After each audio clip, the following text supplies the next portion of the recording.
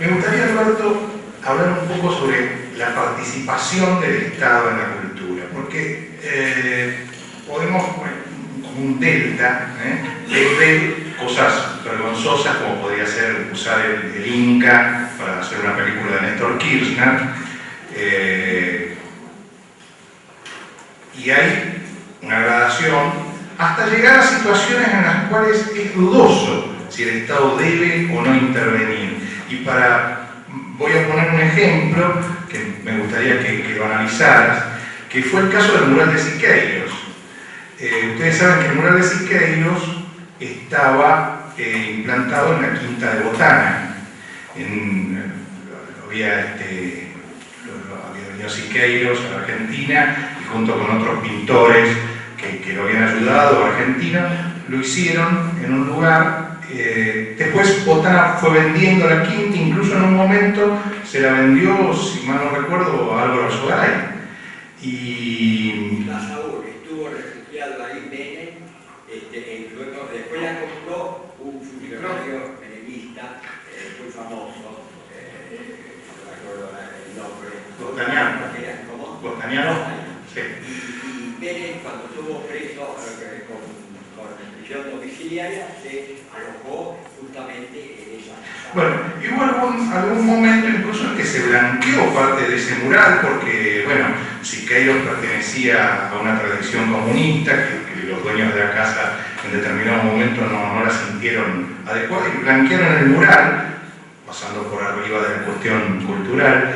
Pero la cuestión es que con el tiempo después apareció un señor que compró la casa justamente para poder vender el mural, porque el mural terminó valiendo más que la casa. Y entonces agarró y lo desmontó. Y para desmontarlo, así como los enlucidos de Goya de la Quinta del Sordo que estaban puestos sobre las paredes, y bueno, ahora están en el Prado, sacados con pedazos de pared y todo, ¿no? Este señor agarró, dividió el mural de Siqueiros en varias partes, lo puso en contenedores, lo sacó de la Casa de Botana. La Casa de Botana la vendió así, la liquidó sin el mural, y el mural lo puso en contenedores. Pero entró en conflicto la gente que había hecho el desmontaje, el dueño del mural, el señor que era el dueño del mural, y la gente que lo guardaba en los contenedores. Y así estuvo durante 10 años deteriorándose, hasta que en un insólito arranque de lucidez de Cristina Kirchner, intervino, puso la plata, solucionó el conflicto y sacó el mural de ahí. En un conflicto que parecía insoluble, es decir, esto parecía destinado a que ese mural se perdiera irremediablemente, y con el mural un patrimonio, digamos, cultural. Entonces, de un lado tenemos en una punta usar el Inca para darle una película a Néstor Kirchner, ¿no? Una película de Néstor Kirchner. Del otro, casos como en donde se plantea, me parece, alguna duda sobre la participación o no del Estado. Me gustaría, Alberto, que reflexionara sobre esto. Bueno, a mí me gustaría, sin embargo, a raíz de tu primera pregunta, o tu reflexión en la vuelta anterior sobre los procesos institucionales, me gustaría concentrarme en ese aspecto. Y antes hacer una nota a pie de página respecto de lo que comenté en mi intervención, de las desigualdades que por supuesto no se aplican cuando hay cortesanos, varones feudales, pseudoempresarios aliados al poder. Esos son, para ponerlo lo más claramente posible, ladrones de guante blanco. Como no queda bien para su estatus social entrar al vecino y robarle los muebles, los hacen a través del gobierno. Lamentablemente, en América Latina y en otras partes del mundo estamos rodeados de esos llamados pseudoempresarios, a los cuales en 1776 ya Adam Smith se refirió detenidamente a ese peligro. Respecto, rápidamente, aunque quiero detenerme en la cuestión institucional, lo de Hegel, en un libro mío, escrito hace mucho tiempo, Contra la corriente, la historia del Ateneo, tengo un ensayo ahí sobre Hegel, que no va en la misma dirección de lo que dijo mi amigo Juan José José Cervelli, pero aquí quiero centrar la atención en la cuestión institucional y si tengo tiempo esta cuestión de la cultura. La cuestión institucional es esta, que ha hablado también con José de ese tema y antes preguntó Marcelo. Lo que ocurre hoy en el mundo no tiene nada que ver, ni un remoto parecido a lo que significa la democracia en los sueños desde Aristóteles hasta contemporáneamente los Giovanni Sartori, del respeto de las mayorías a las minorías. Más bien, hay lo que podríamos llamar cleptocracia, o sea, el gobierno de los ladrones, de vidas, propiedades y libertades, vidas en el sentido de sueños de vida, y esto tiene que ser, a mi juicio, revertido si es que pensamos que hay que fortalecer la noción de la democracia. Esto que se ha dicho de la democracia de los números, González Calderón, un constitucionalista local, lo ha ilustrado muy bien diciendo que los demócratas de los números y de los números entienden, puesto que se están basando en la fórmula 50% más 1% igual a 100, 50 menos 1 igual a 0, las dos fórmulas son erradas. Y eso ilustra bien esto que pasa. Entonces, según lo que decía Einstein y ha repetido, no podemos esperar resultados distintos siguiendo las mismas recetas.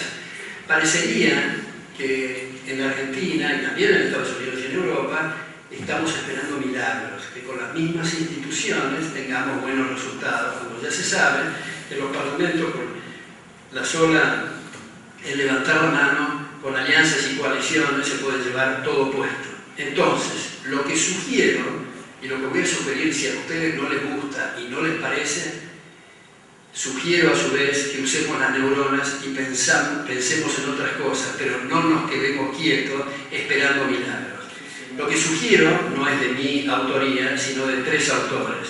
Uno es el premio Nobel en Economía Hayek, en su libro Derecho, Legislación y Libertad, en el tercer tomo, sostiene reformas de fondo en el poder legislativo.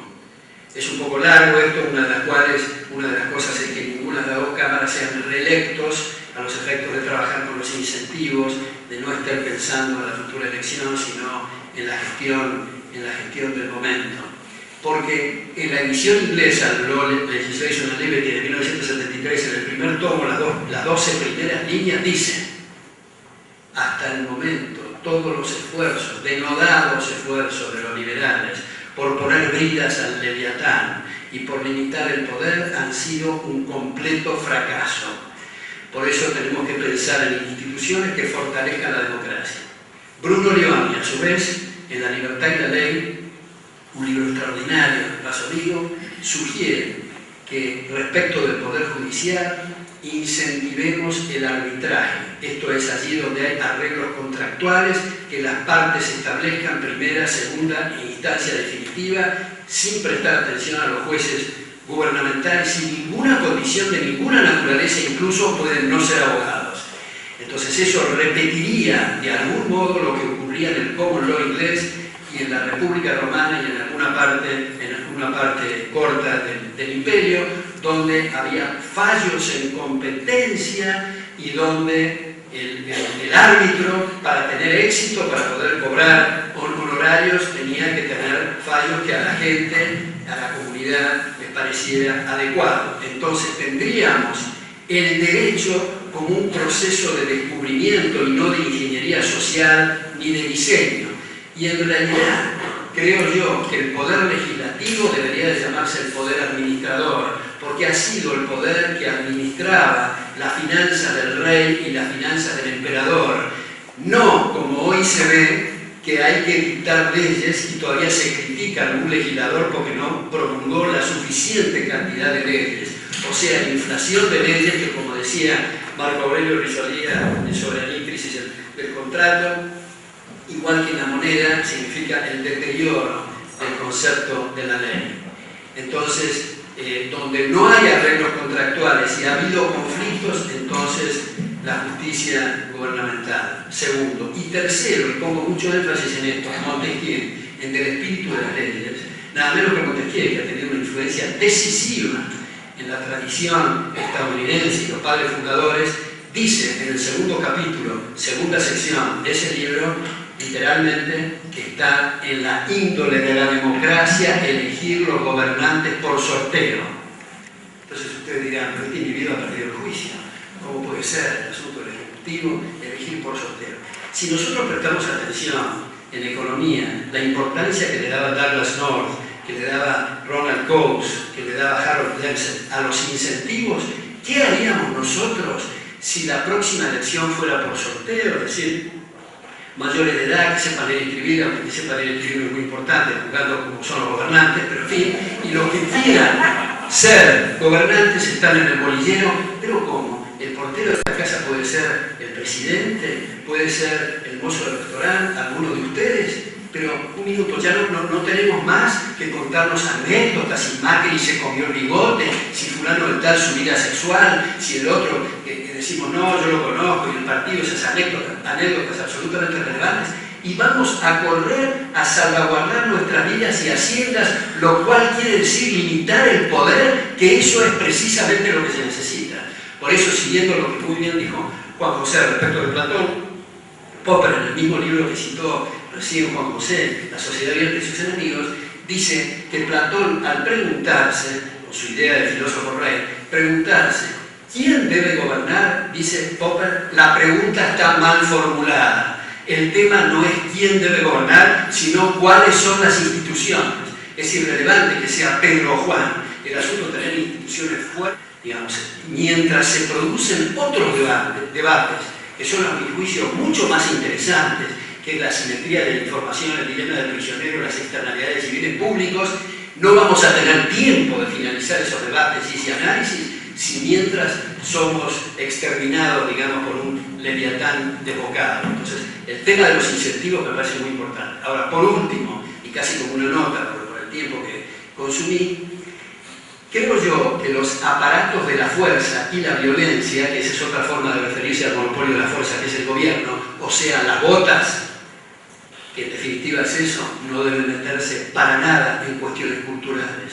Que la cultura debe ser un proceso abierto, de puertas y ventanas abiertas, donde entre mucho oxígeno.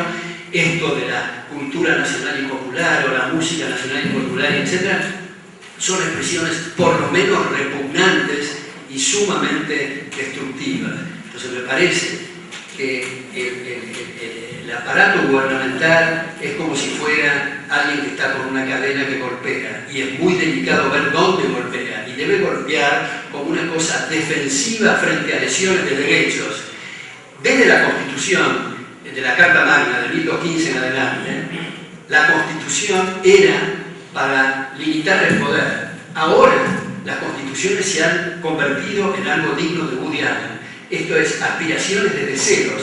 Para ilustrar esto, termino diciendo lo que propuso los secuaces de Correa en la última asamblea constituyente. Esta propuesta no prosperó, pero sugirieron incluir en la Constitución el derecho al orgasmo de la mujer. Esto para mostrar el grado de imbecilidad que se ha llegado. Digamos, es una cosa completamente orwelliana. En la Constitución anterior a la vigente de Brasil se ponía una cláusula cuál va a ser la tasa de interés en términos reales. Entonces nos hemos salido por completo de la tradición de lo que significa el constitucionalismo y la democracia entendida por un mecanismo y una parte formal que es la primera minoría, la mitad más uno, y una parte esencial que es preservar los derechos de las personas, como ha explicado muy claramente Benjamín Constant, por ejemplo.